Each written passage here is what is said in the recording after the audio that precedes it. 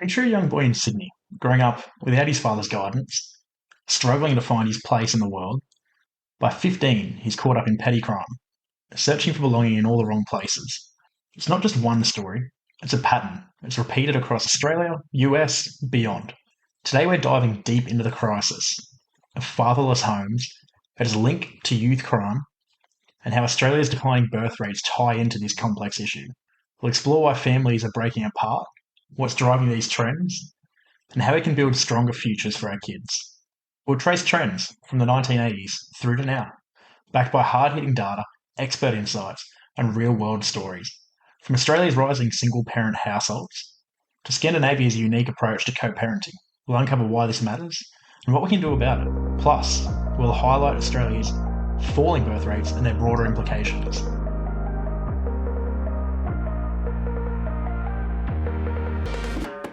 Welcome back to another episode of the Finance Bible podcast. You're joined with myself, Zeke, and your co-host, Oscar. But before we get into it, please note that nothing in this podcast should ever be considered as personal financial advice. But if that is what you are seeking, get in touch, let us know, and we will hook you up with the correct professionals. Sit back, relax, and enjoy the show. Let's get into it. Let's start off by unpacking how widespread fatherless homes have become, not just in Australia, but globally, worldwide, international. What do the numbers show us from the 1980s through to now, and which countries are bucking the trend? So, from the 80s to 2025, 45 years, fatherless homes, often single mother homes, have increased in many countries since the 1980s through to now, driven by rising divorce rates, cohabitation, and changing social norms. We'll go through a detailed breakdown, country by country. We're going to use Australia as a baseline. So, going back to early 1981, we're just going to go through a couple of different countries that we got stats on and sort of look at where they're heading now. So, Australia, 15.5% were single parent families with dependent children. In America, it's 12%. Fast forward to 1991, so 10 years, Australia goes up to 16.6%, not a huge jump. 1%. US, on the other hand, went up to 20, so 8% increase. 2001, just after I was born, we had 22%, and I'm rounding up here, but 21.8%, 22%. 22%. And America went up to 27%. 2011, America held strong, and we went up to 22.4%. Sweden comes in at 31.3%. Poland was only 9%. So, pretty good stats there for Poland. Australia, US, and Sweden doing quite poor. Fast forward through to 2021 and through to now, even doing the best we can. You had 21.8% were single parent homes in Australia. 80% were mother-led, meaning father wasn't in the picture for 80% of those. US, very similar, but 31%. It's about a third in today's world, 33% of homes in America. Fatherless, 34% in Sweden, quite a poor statistic if you ask me. Of them, 36% are single father households. So you get 66% mother-led. The UAE, now this is a good one. And Poland again, another good one. UAE, like United Arab Emirates, less than 10%, and Poland about 9%. So both of them sitting below 10%, or a third of what ours are. Now, if we look into the stats there, where we've got to figure out what's going on. What's changed in Australia? We've gone up quite drastically. We've more than doubled. We've got to think about what's going on there. As a country, we've virtually doubled our fatherless homes in that period because there's obviously more now than there was then. Although it's only about a 10 to 12% increase, the number of people has increased quite drastically. So if we then go on to look at what's actually happening, the divorce rate, it peaked, okay? So after 1975 Family Law Act, which introduced a no-fault divorce, basically you can get divorced because why not? That had an increase in divorces, meaning an increase in single households, and it went up to 4.6 per thousand and stabilised at 2.2 per thousand. So it's actually halved since then. It's gotten better. However, we're marrying less than we were.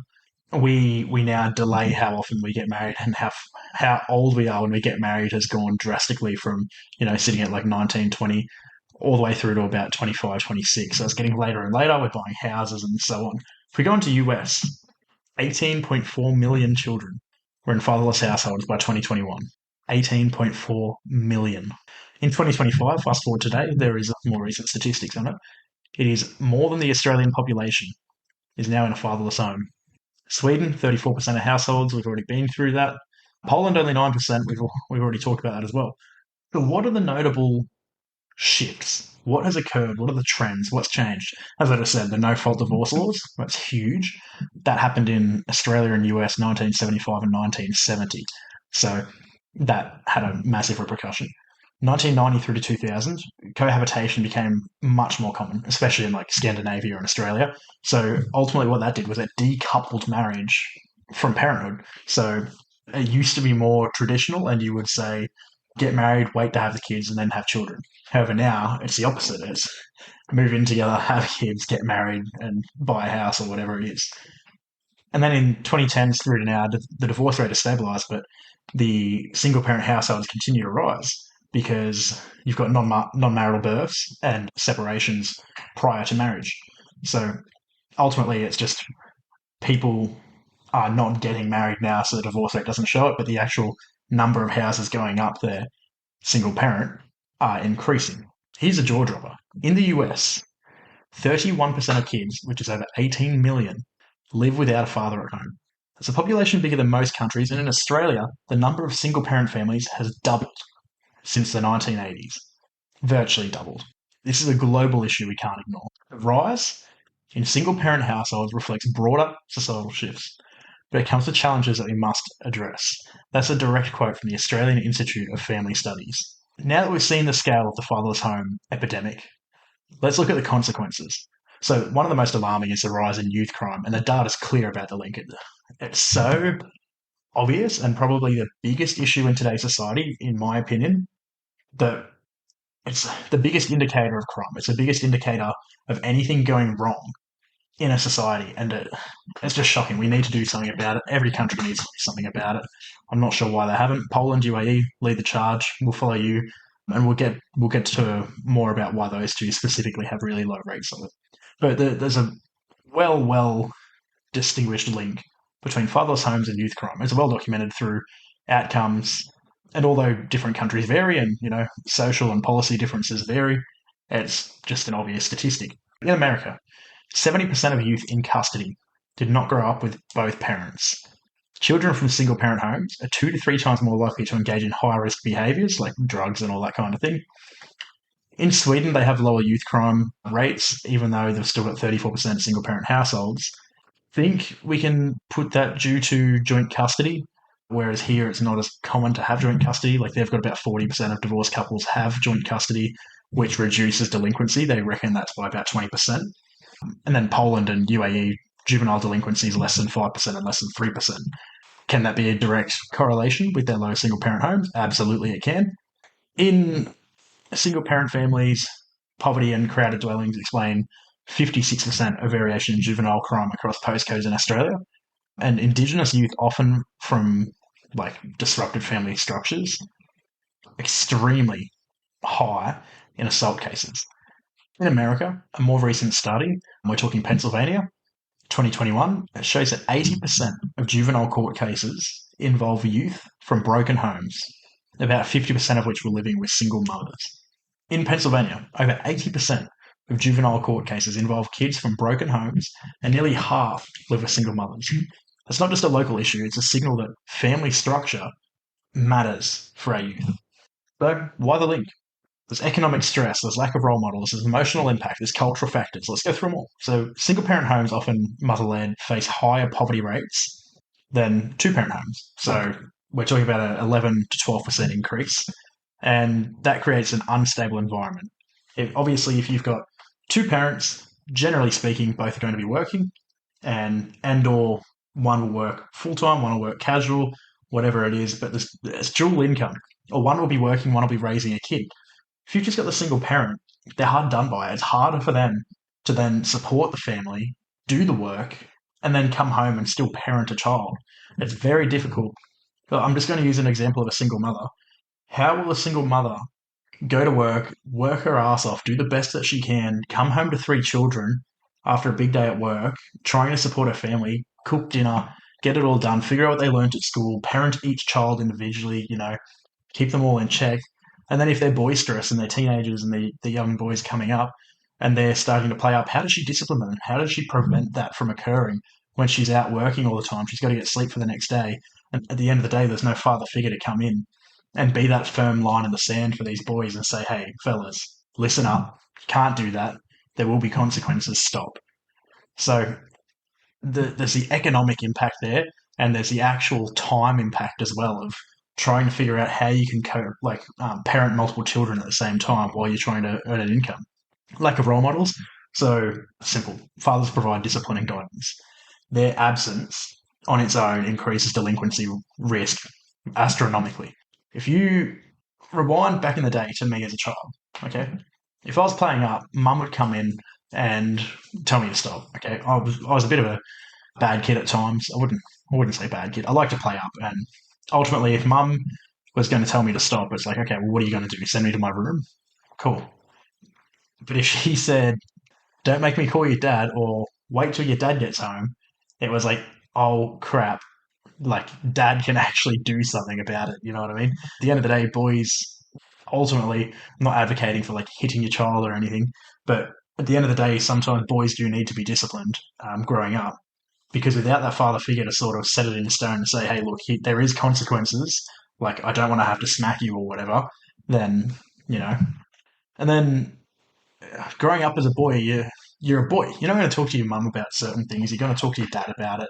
And if your dad's not there and then you go to school and there's no male teachers, or 17% of are male teachers, how do you manage that as a young boy and try to figure out how you want to talk about that and who you can talk about it with? It's just such a difficult scenario, and you really are going to feel left out and alone. And then if we go the other way to, it's a single father household, then, the daughter might have trouble talking about it with her dad and stuff, but at least she goes to school and 80% of the teachers are women, so she can feel connected to that and she can talk to them about that. And there's a lot of like women only sort of, or female only at that age, sort of guides and things in place to help the girls grow, and where they can have those like safe space chats and that kind of thing. Whereas as a male, it's a bit like, oh, what, you know?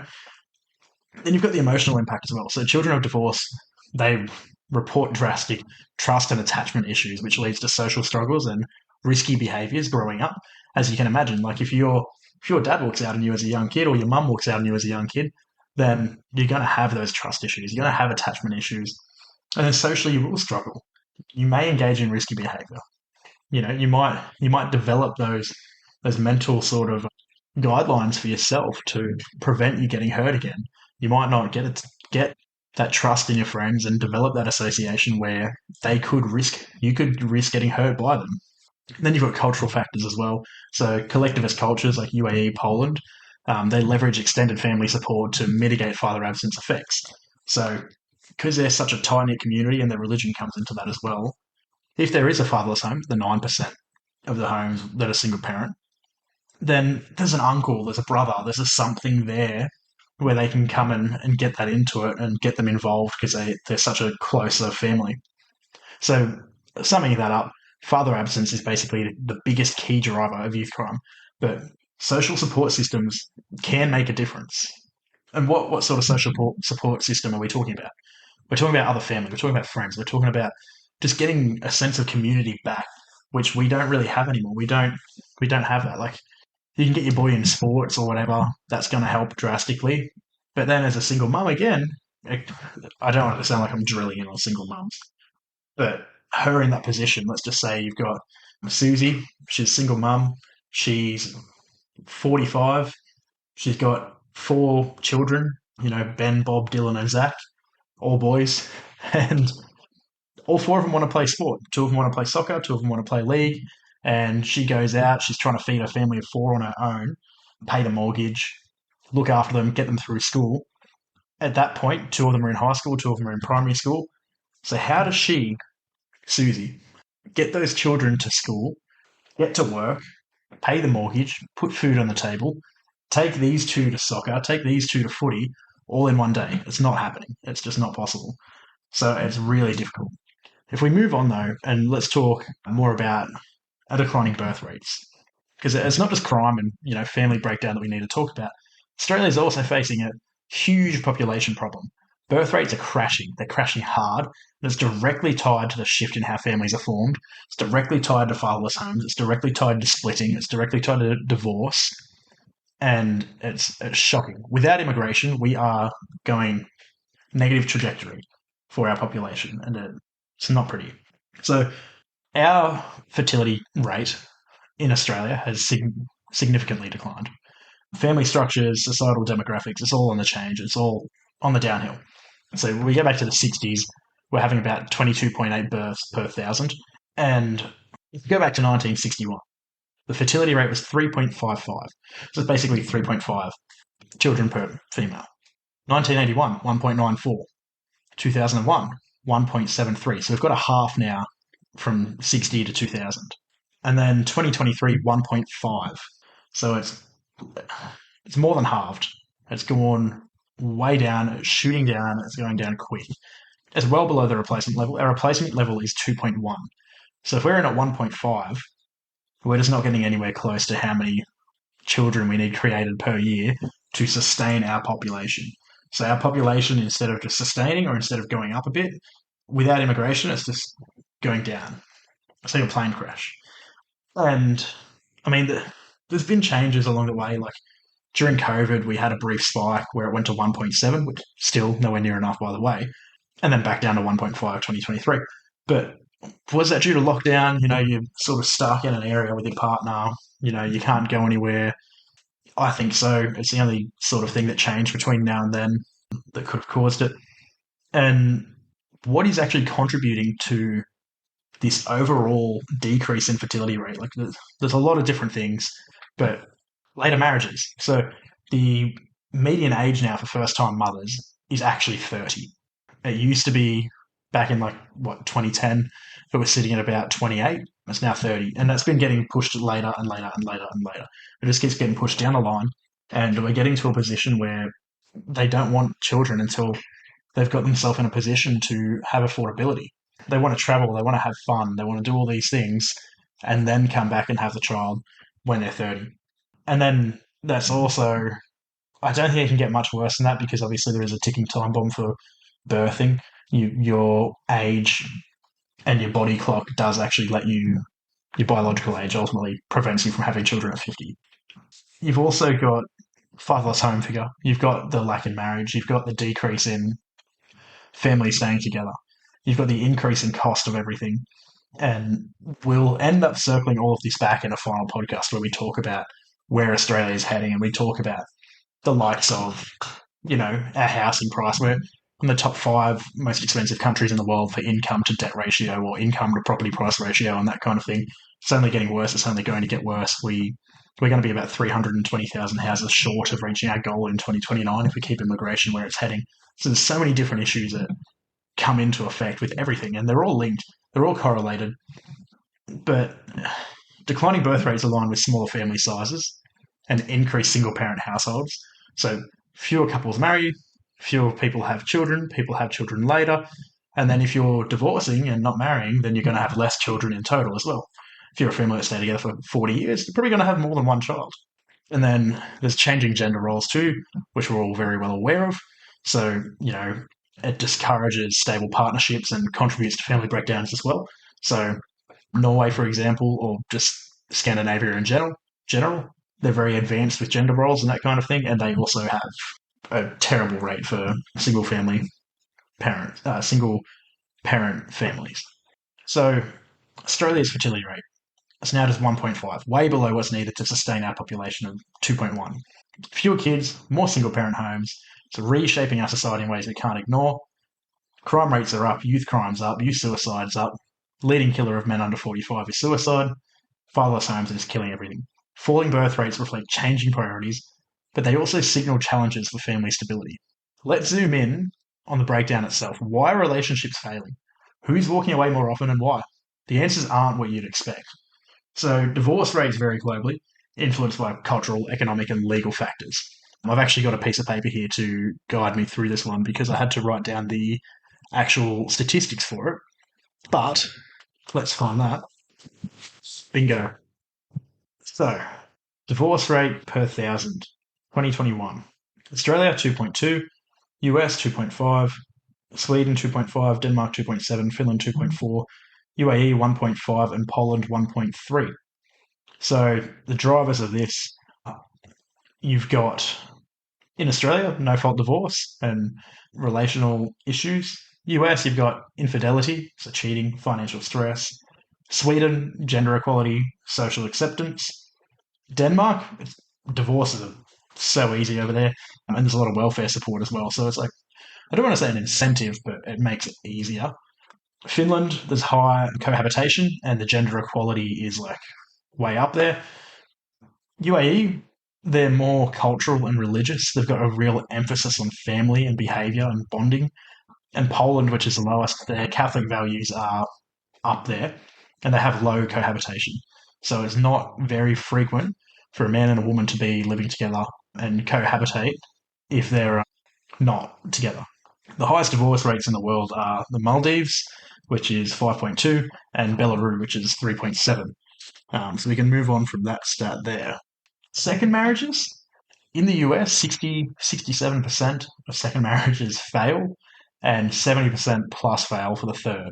So if you come out of one marriage in America and enter a second, you've got a 2 out of 3 chance of failing. And then if you get in a third, you've got a 70% chance of failing.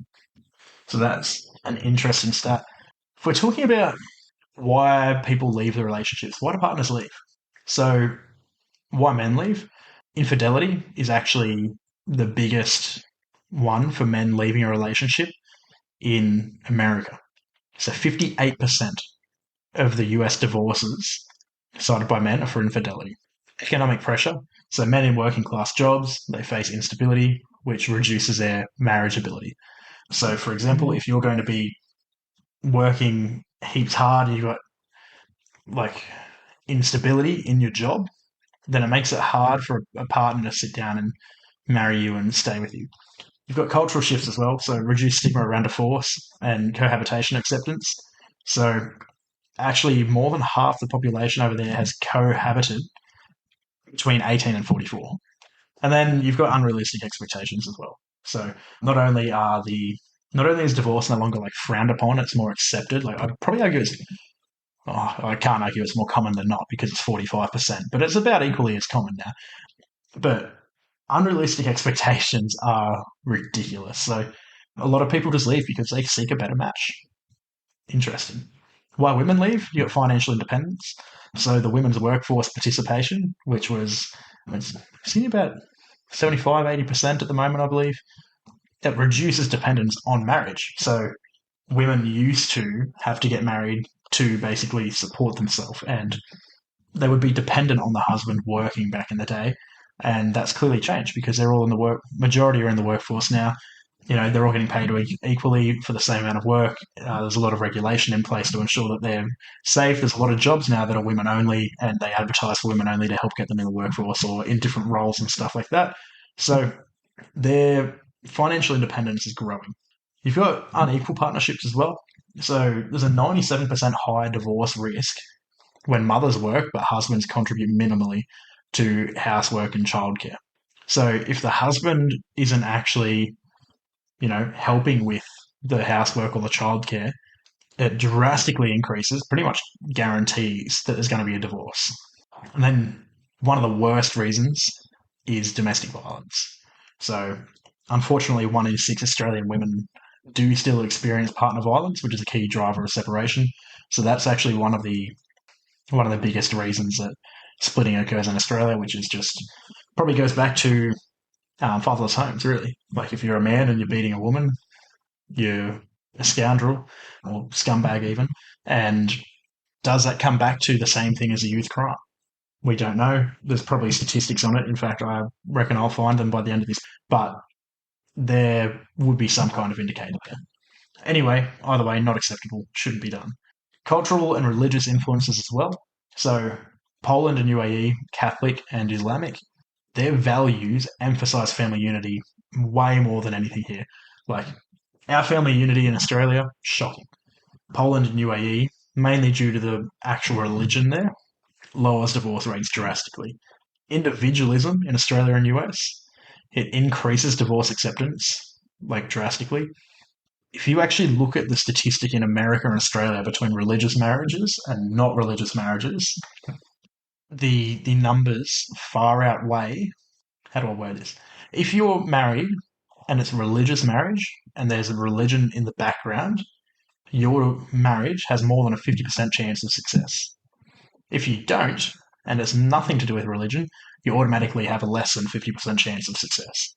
And in Scandinavia, welfare state support and gender equality normalise divorce. So it's pretty much you will get income from the government and divorce is all good, it's fine, and then they have really good joint custody. So it does mitigate the child impact a bit, but the fatherless homes are still up there. So imagine a single mum in Melbourne juggling two jobs while her teenager actually starts skipping school, right? She's influenced by the wrong crowd, she starts doing some drugs or whatever. It's a ripple effect of a father's absence. A story too common in Australia today. 21.8% of Aussie kids are in single parent homes, making this story come true. Relationships fail when expectations of mutual support and respect aren't met. Now that we've ultimately exposed the problem, or parts of the problem, there's way more to it, but if we sat here and talked about them, we'd be sitting here for hours and hours on end, which I'm sure you guys don't want to listen to. So let's talk solutions. How do we fix what's broken? Starting with better marriages, better families, fewer kids falling through the cracks, and so on. So, strategies for lasting marriages. Premarital counselling. I personally don't know if I would do this because I'm not super into counselling myself, but that's okay.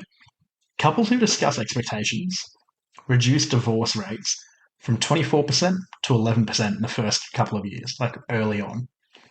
Realistically, if you don't have the conversations with your partner, you can have counselling in there to help if you need.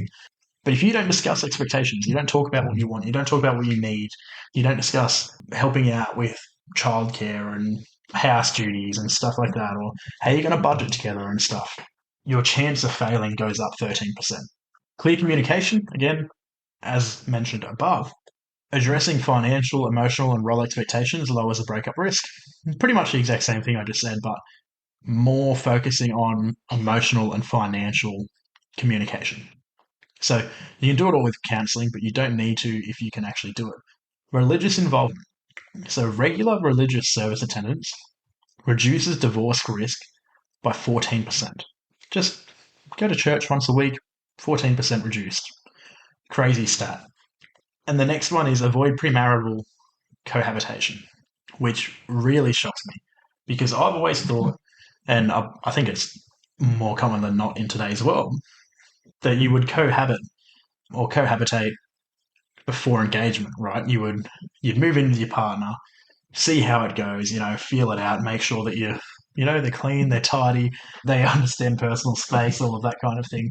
Get it all figured out. But no, couples who cohabitate before engagement are actually 40% more likely to divorce. So statistically, you're better off actually waiting, put a ring on it, and then cohabitate. A shocking statistic to me, but that's an interesting one. Next is reducing youth crime. So joint parenthood, Scandinavian models show 30 to 40% shared custody, reduces youth delinquency by 20%. If we model joint custody as opposed to single parent custody in Australia, it would make a huge difference. I think our 20%, them having 20%, I think ours would actually increase from that because joint parenthood here, you'd be forced to sort of get along with different genders. The father would have to be more involved in school, the mum would have to be more involved with things. They would have to talk on some level, I would assume, to make sure that the kid is getting the best upbringing they can. If you've got two people looking out for a kid, it's going to end up better than one. Community support.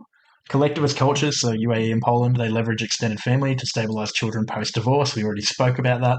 So if you do get a divorce, leverage your family. Get people to help out. If you do end up in a single custody situation, reach out to your brothers, reach out to your uncles, reach out to your friends, whoever it is, get some role models in there, okay? And intervention programs, this is a common sense one. So if you get like coping focused programs for children, this is like post-divorce, their mental health and risky behavior chances decrease drastically. So some form of counseling, some form of engagement with a professional, an intervention program, will make a difference. Ultimately, if we're talking about strategies that are separate to that, like we're talking actual policy strategies, I think you need to re-strengthen the marriage laws. You need to reconsider no-fault divorce impacts, as it spiked the rates. It just came out of nowhere and bang, bang, bang, everyone's getting divorced. We need to actually support fathers. So I think, and it's supporting mothers too, it's encouraging them. But you want to encourage paternal involvement is mainly what I'm talking about. You can give tax incentives or custody reforms or whatever it is. Probably custody reforms would be the best one, especially in Australia, because our custody system is quite poor. But if you had custody reforms where you involved the man more, and or tax incentives for the man to be involved post a split, because a lot of the time they just throw their hands up and go, yep, well, if I don't get custody, I'm not involved, I don't care. Then, yeah, you can get them involved easier with these kind of reforms. With them being involved, everything we spoke about decreases. Then family education. So we need to fund community programs teaching relationship skills. If we don't do that, then it's just nothing's going to improve. It's pointless. If we want safer streets, we need stronger families. Easy divorce laws might feel liberating, but the cost to our kids is way too high. It's time to prioritise family stability again. Strong families, safer communities. Simple. Investing in family stability is investing in our children's future. And now that we've covered the trends, the pain, the patterns, it's time to act. So here's how we move forward with clarity, strength, and urgency, right? So fatherless homes, they've risen globally, with Australia and the US seeing significant increases since the 80s. We've already gone through that, and linked to high youth crime rates. Scandinavia's joint custody model and the UAE and Poland, cultural values, they offer lessons for stability. We can learn from that. If we know that this country is doing way better than us, one third less than the US, one third less than, or one third of, sorry, the US, one third of Denmark, why are we not learning from them? Why don't we take some of their values and input them here? With that, and with everything else that we've discussed, our declining birth rates could increase again. They could get back up. We could get to a position where we can repopulate naturally, and we wouldn't rely on immigration as much. We'd, again, decreases crime, decreases home values. It doesn't decrease home values. It reduces the pressure on home values and rent prices and makes a huge difference. So individuals, you need to seek premarital counselling and prioritise open communication. Policymakers, they need to implement policies supporting two-parent households and paternal involvement. They need to get the men back involved in the relationships. And communities need to actually build support networks for single parents and youth that are at risk. So anyone from a single parent household. The family is a nucleus of a civilization. Strengthen it, secure our future. Australia's birth rate is at a historic low of 1.5, and 1 in 5 kids grow up without a father. This is a crisis for our future. Share this message to demand policies that support strong families. I'm going to leave you with a couple of things to think about before we go today. So, debate points for discussion, right? Debate them at your home, debate them while you listen to the podcast, go home to your partner and talk about them. I've got a couple of them. There's 5 in total. So, should no-fault divorce laws be reformed to prioritise family stability, given their role in spiking divorce rates? Does premarital cohabitation, now common in 81% of Australian couples, undermine long-term marriage success? We know the statistic. How can government support single parents while incentivising two-parent households without stigmatising lone parents? Because that's a problem as well. You don't want to start incentivising too much and supporting it too much and then being like, oh, well, lone parents are no good. Cultural and religious values are seen in Poland and the UAE viable solutions for nations like Australia. We don't have a huge religion basis. Is it something we can incorporate somehow? And can Scandinavia's joint custody model work in high conflict divorce scenarios common in Australia and the US, like infidelity, leaving due to domestic violence and stuff like that? What actually, or how do we do it in a fair way? So obviously there's scenarios where, yes, we absolutely need it. But then in scenarios like domestic violence, how do we actually protect a kid and protect a mother from that occurring while having joint custody? Is it possible? How do you then, as a policymaker, define the two and determine the difference? Is it a case-by-case scenario? How do we do it? I'll leave that with you. And before we go, I wasn't able to find a statistic on the actual percentage of domestic abusers or domestic violence people and how many of them came from fatherless homes. However, I was able to find 70% of juveniles in prison come from single-parent homes, which we already knew, normally with the father of absence. But an interesting stat that I found was that single mothers are actually most likely to perpetrate abuse towards children compared to those in two-parent households, especially under significant economic strain. So just a random stat that I thought would throw out there to finalise the podcast. But there's going to be a lot of discussion about this. I'm sure I'm going to get a lot of DMs about the whole podcast. Again, we're going through a series of things. I'm putting issues out there. Eventually, we're going to come to an episode at the end of the series where I'm going to go through each different thing and what sort of things I would change in the world if I could, obviously. I'm not a magic man. I can't do it. So, yeah, it's just a bit of interesting things to think about, a little bit of conversation to have. And who knows, if enough of you listen and enough of you can, process what is being said and think about the changes that can be made, then maybe it will make a difference. Who knows? But I'll catch you next time. Ciao, darling. As always, we hope you enjoyed the episode, and if you did, you know exactly what needs to be done. Hit that follow button, subscribe, share it to friends, family, or even your co-workers, as sharing this podcast helps not just us, but everyone in the world to learn about their finances. Thank you, darling.